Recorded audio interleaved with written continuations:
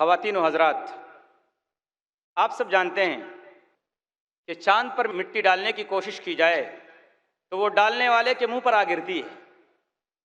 Media نے اسلام کے خلاف پروپیگنڈا کیا، کیچڑ اچھالا، غلط فہمی اور بدگمانی پھیلائی، اسلام کو بدنام کرنے کا ہر طریقہ استعمال کیا، اسلام پر بہت سارے اعتراضات کیے، تو اللہ تبارک و تعالیٰ نے ہم میں سے ایک بھائی کو کھڑا کیا جس نے ان کے ایسے سائنسی اور تشفی بخش جوابات دیے کہ اسلام کو بدنام کرنے والوں کی زبانیں خود بند ہو گئیں۔ بلکہ ان میں سے کتنے اللہ کے بندے ایسے ہیں کہ جنہیں اللہ تبارک و تعالیٰ نے اسلام قبول کرنے کی توفیق دی۔ اللہ کا فرمان بالکل سچ ہے، اور اللہ سے زیادہ سچی بات کون کر سکتا ہے؟ بل نقذف بالحق علی الباطل فیدمغه فاذا هو زاهق ولکم الویل مما تصفون۔ جب ہم حق کی چوٹ باطل پر مارتے ہیں تو اس کا بھیجا نکل کر باہر آ جاتا ہے۔ وَلَكُمُ الْوَيْلُ مِمَّا تَصِفُونَ، تم جو یہ کہتے ہو کہ اسلام مٹ جائے گا، اسلام ختم ہو جائے گا، اسلام بے نام و نشان ہو جائے گا، یہ بالکل بکواس کرتے ہو۔ اسی کے ساتھ میں آج کے اس عظیم الشان اجتماع کو خطاب کرنے کے لیے دعوت سخن دیتا ہوں اس عظیم مبلغ اسلام و داعی اسلام کو جسے دنیا ڈاکٹر ذاکر نائک کے نام سے جانتی ہے۔ میں دعوت سخن دیتا ہوں کہ وہ تشریف لائیں، جہاد اور دہشت گردی اسلام کے پس منظر میں اس عنوان پر اپنے خیالات کا اظہار فرمائیں۔ ہم سب استقبال کرتے ہیں اس عظیم مبلغ اسلام کا، ڈاکٹر ذاکر نائک۔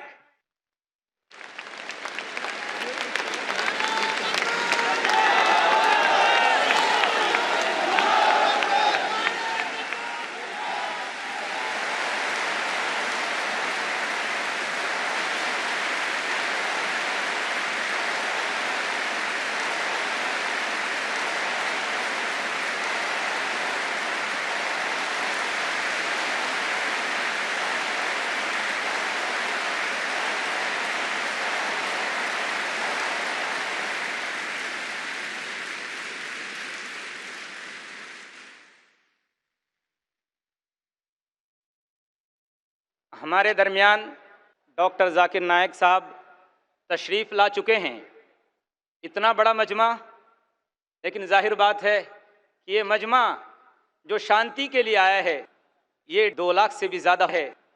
خواتین و حضرات، اتنا بڑا مجمع جو شانتی کے میسج کو سننے کے لیے آیا ہے، پورے مجمع سے گزارش ہے کہ آپ شانتی کے خواہاں ہیں، شانتی کے تلاشی ہیں، اور آپ شانتی سے یہاں بیٹھے بھی ہیں۔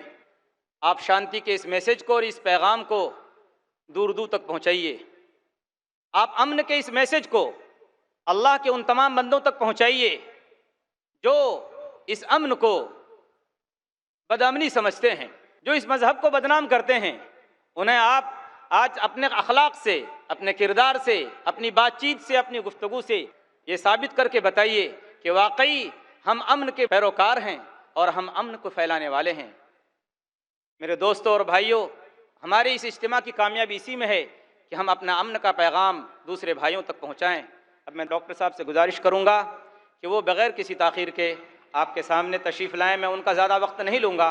میری گزارش ہے کہ ڈاکٹر ذاکر نائک صاحب اپنے خطاب سے سامعین کو محظوظ فرمائیں، جہاد اور دہشت گردی اسلام کے پس منظر میں۔ الحمدللہ والصلاة والسلام علی رسول اللہ وعلی آلہ وصحبہ اجمعین، اما بعد۔ اعوذ باللہ من الشیطان الرجیم، بسم اللہ الرحمن الرحیم۔ وقل جاء الحق وزاق الباطل ان الباطل کان زہوقا رب اشرح لی صدری ویسر لی امری واحلل عقدۃ من لسانی یفقہوا قولی۔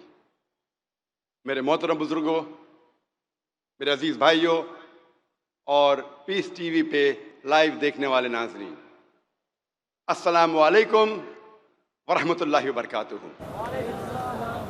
اللہ سبحانہ و تعالیٰ کی رحمت، برکت آپ سب پر ہو۔ جیسے آپ جانتے ہیں کہ اکثر میں تقریر انگریزی میں کرتا ہوں، چند موقعوں پر کوشش کرتا ہوں کہ اردو یا ہندی میں کچھ بات کہوں۔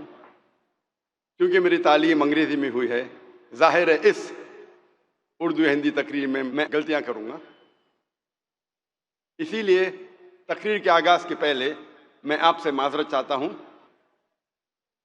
اور میں امید رکھتا ہوں کہ انشاءاللہ آپ میرے غلطیوں کو نظر انداز کریں گے اور میرے تقریر کے پیغام پہ توجہ دیں گے۔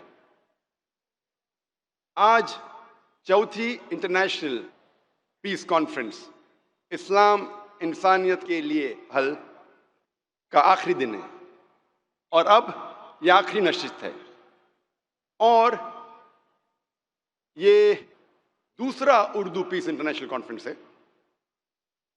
پہلا تھا انگریزی میں، دوسرا اردو، تیسرا انگریزی، یہ چوتھا اردو۔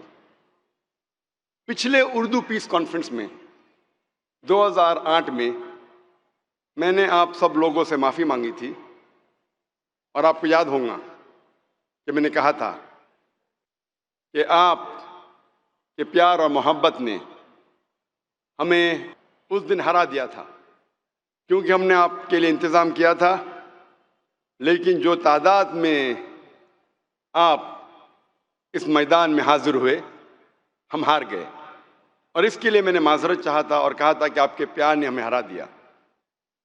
اس وقت میں نے ہمارے والنٹیئرز، ہمارے ایونٹ مینیجر مقبول بارویکر سے کہا تھا اس وقت ہم نہیں ہاریں گے، اور ہم نے اور انتظام کیا، پارکنگ لاٹ کو پیچھے ڈال دی، یہ باؤنڈری کو اور بڑی کر دی تاکہ اس وقت ہم جیتیں گے، لیکن لگتا ہے اللہ سبحانہ و تعالیٰ کو یہ منظور نہیں تھا۔ آپ کے پیار نے، آپ کی محبت نے، آپ کی جستجو نے، آپ کے لگاؤ نے ہمیں پھر ہرا دیا۔ جو تعداد میں آپ یہاں ہیں وہ دوسرے پیس کانفرنس سے زیادہ ہے، اور لگتا ہے کہ جو انتظام ہم نے کیا وہ بھی کم ہے۔ اور پھر سے ایک بار میں ان لوگوں سے معذرت چاہتا ہوں جو لوگ کو سیٹ نہیں ملی۔ کئی لوگ زمین پہ بیٹھے ہیں، کئی لوگ کھڑے ہیں مختلف جگہ پہ، کچھ لوگ چڑھ کے کھڑے ہیں دیوار پہ۔ میں آپ سب سے معذرت چاہتا ہوں، اور ہمیں انفارمیشن ہے کہ تقریباً 20% جو یہاں پبلک ہے وہ غیر مسلم ہے۔ تو میں درخواست کرتا ہوں ہمارے مسلمان بھائیوں اور بہنوں سے کہ ہمارے جو غیر مسلم مہمان ہیں آپ ان کو بیٹھنے کے لیے چیئر دیجئے، سیٹ دیجئے۔ کم از کم ہم اظہار کریں کہ ہمارا مذہب سکھاتا ہے کہ مہمان کو ہم عزت دیتے ہیں اور آرام سے رکھتے ہیں۔ اسی لیے درخواست ہے کہ اگر آپ کو پتہ چلے کہ ہمارے غیر مسلمان بھائی زمین پہ بیٹھے ہیں یا کھڑے ہیں تو ان کو سیٹ دیجیے۔ پھر سے ایک بار میں ساری پبلک سے، کیونکہ انتظام کرنے کے بعد بھی آپ کی محبت نے، آپ کے پیار نے ہمیں ہرا دیا، اسی لیے میں آپ سے معذرت چاہتا ہوں۔ آج کی تقریر کا موضوع ہے جہاد اور دہشت گردی اسلام کے پس منظر میں۔ اسلام آیا ہے عربی روٹ ورڈ سے، عربی لفظ سے سلام، جس کی معنی ہے سلامتی یا امن۔ اسلام آیا ہے لفظ سلم سے، جس کی معنی ہے اپنی زندگی اللہ سبحانہ و تعالیٰ کے احکامات کے حساب سے گزارنا۔ اسلام کے معنی ہے امن، سلامتی حاصل کرنا، اپنی زندگی اللہ سبحانہ و تعالیٰ کے احکامات کے حساب سے گزارنے کے بعد۔ اسلام امن کا مذہب ہے، سلامتی کا مذہب ہے، شانتی کا مذہب ہے۔ پھر بھی ہم دیکھتے ہیں انٹرنیشنل میڈیا میں، چاہے وہ انٹرنیشنل نیوز پیپرز ہو، میگزینز ہو، ریڈیو براڈ کاسٹ اسٹیشنز ہو، ٹیلی ویژن سیٹلائٹ چینلز ہو، ہم دیکھ رہے ہیں کہ یہ انٹرنیشنل میڈیا اسلام کے بارے میں غلط فہمیاں پھیلا رہی ہے۔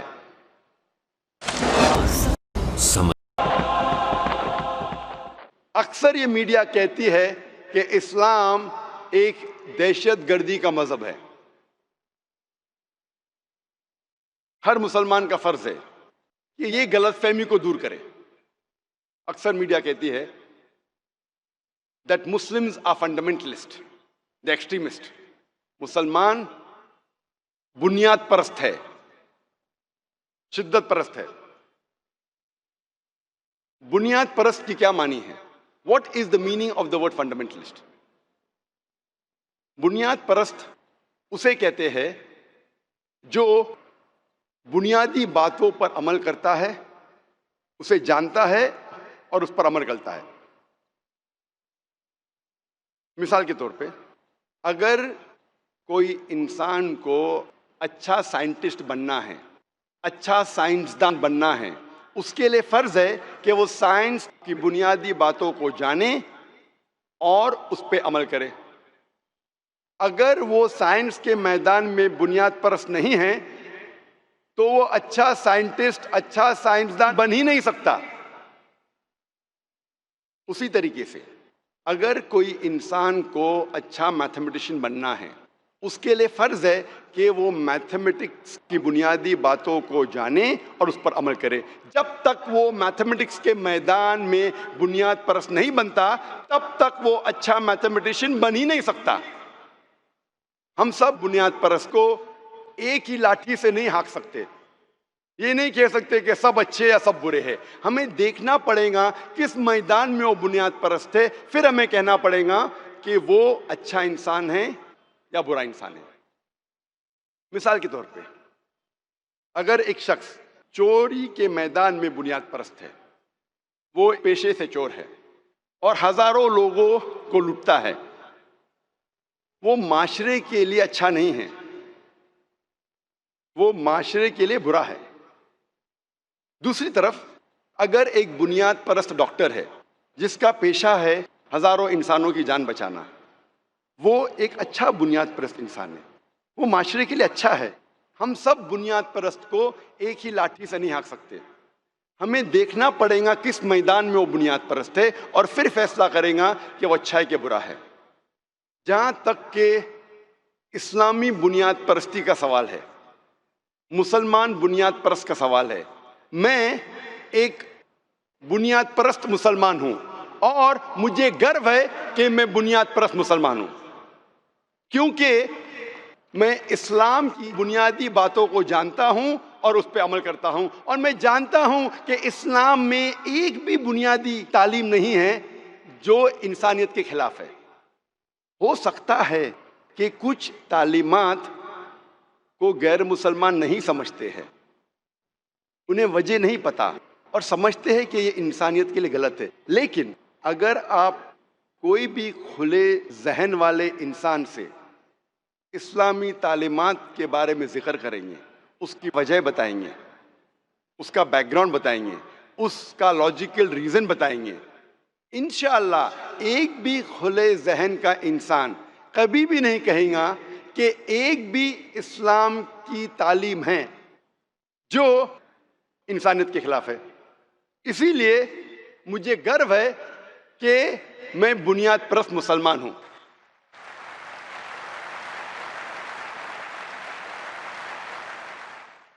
جب ہم تحقیق کرتے ہیں کہ یہ لفظ بنیاد پرست کیسے وجود میں آیا، جب ہم ویبسٹرز ڈکشنری پڑھتے ہیں اس میں لکھا ہے fundamentalism is a movement which was started in the early part of the 20th century in USA by a group of Protestant Christians who protested against the church.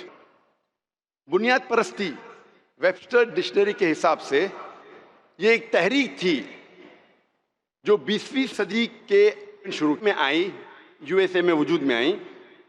ایک عیسائی گروہ تھا جس نے یہ موومنٹ شروع کیا، جسے کہتے تھے پروٹیسٹنٹس. کیتھولک چرچ یہ مانتا ہے کہ بائبل کا پیغام خدا کی طرف سے ہے. یہ پروٹیسٹنٹ گروہ، پروٹیسٹنٹ کرسچنز یہ کہتے ہیں کہ صرف بائبل کا پیغام خدا کی طرف سے نہیں ہے بلکہ ہر لفظ، ہر حرف بائبل کا خدا کی طرف سے ہے. اگر کوئی شخص یہ ثابت کر سکے کہ بائبل کا ہر لفظ ہر حرف اللہ کی طرف سے ہے، خدا کی طرف سے، تو یہ موومنٹ اچھا موومنٹ ہے۔ لیکن اگر کوئی یہ ثابت کر سکے کہ بائبل کا ہر لفظ خدا کی طرف سے نہیں ہے تو یہ موومنٹ اچھا موومنٹ نہیں ہے۔ جب ہم آکسفورڈ ڈکشنری پڑھتے ہیں ہمیں پتہ چلتا ہے فنڈامنٹلزم کا ڈیفینیشن۔ آکسفورڈ ڈکشنری میں لکھا ہے کہ fundamentalism is strict adherence and maintenance of the ancient doctrines and fundamentals of any religion۔ Oxford dictionary کے مطابق بنیاد پرستی کے معنی ہیں شدت سے کوئی مذہب کے پرانے اصولوں یا بنیادی باتوں پر عمل کرنا۔ لیکن جب ہم ریوائزڈ ایڈیشن پڑھتے ہیں آکسفورڈ ڈکشنری کا تو ایک تبدیلی آ چکی ہے اس میں۔ The revised edition of Oxford Dictionary says that fundamentalism is strict adherence or maintenance of ancient doctrine or fundamentals of any religion, especially Islam۔ بنیاد پرستی شدت کے ساتھ کوئی مذہب کے پرانے اصولوں یا بنیادی باتوں پر عمل کرنا، خصوصاً اسلام۔ یہ خصوصاً اسلام، specially Islam is an edition in the revised edition of the Oxford dictionary. جب بھی آپ سنیں یہ فنڈامنٹلسٹ، بنیاد پرست، آپ کے ذہن میں فوراً آ جائے گا مسلمان۔ یہ لفظ وجود میں آیا عیسائیوں کی وجہ سے، لیکن اب یہ لفظ استعمال کیا جاتا ہے مسلمانوں کے لیے۔ جب بھی آپ کوئی مسلمان کا نام سنیں گے آپ کے دماغ میں فوراً آ جائے گا کہ وہ بنیاد پرست ہے، وہ شدت پرست ہے۔ اور ہم مسلمان ہم ڈیفنس پہ جاتے ہیں، ہم جاتے اپنے آپ کو بچانے کے لیے، نہیں، میں بنیاد پرست نہیں ہوں، میں شدت پرست نہیں ہوں، میں کہتا ہوں کہ میں شدت پرست ہوں۔ I am an extremist. I'm extremely kind, I'm extremely merciful, I'm extremely loving, I'm extremely honest۔ میں کہتا ہوں کہ میں شدت پرست ہوں، میں شدت سے رحم کرتا ہوں، میں شدت سے پیار کرتا ہوں، میں شدت سے دیا کرتا ہوں، میں شدت سے عدل کرتا ہوں، میں شدت پرست ہوں۔ میں یہ جاننا چاہتا ہوں کہ یہ شدت پرستی انسانیت کے لیے کیوں بری ہے؟ میں صحیح دشا میں شدت پرست ہوں، غلط طرف شدت پرستی انسانیت کے لیے بری بات ہے۔ لیکن قرآن مجید میں لکھا ہے کہ آپ کو شدت کے ساتھ دیا کرنا چاہیے، شدت کے ساتھ پیار کرنا چاہیے، شدت کے ساتھ رحم کرنا چاہیے۔ جب عدل کرے تو شدت کے ساتھ کرو، یہ مت کہو کہ اگر میرا فائدہ ہے تو میں عدل کروں گا، نقصان ہے تو عدل نہیں کروں گا۔ شدت سے عدل کرنا ہر مسلمان کے لیے فرض ہے۔ ہم مسلمان اکثر ڈر جاتے ہیں، ہم مسلمان ڈیفنس کے لیے جاتے ہیں، اپنے بچاؤ کے لیے، اور ہمارے قرآن کا پیغام بھول جاتے ہیں۔ آج کی میڈیا کہتی ہے کہ مسلمان دہشت گرد ہے، مسلمز آر ٹیررسٹ۔ کئی بار وہی انسان وہی کام، لیکن اس کو دیے جاتے دو القاب۔ میں آپ کو مثال دوں گا۔ 60 سال پہلے، 70 سال پہلے، 80 سال پہلے جب انگریز ہمارے دیش پہ حکومت کرتے تھے، اس وقت کئی ہندوستانی اس دیش کی آزادی کے لیے لڑ رہے تھے۔ یہ لوگ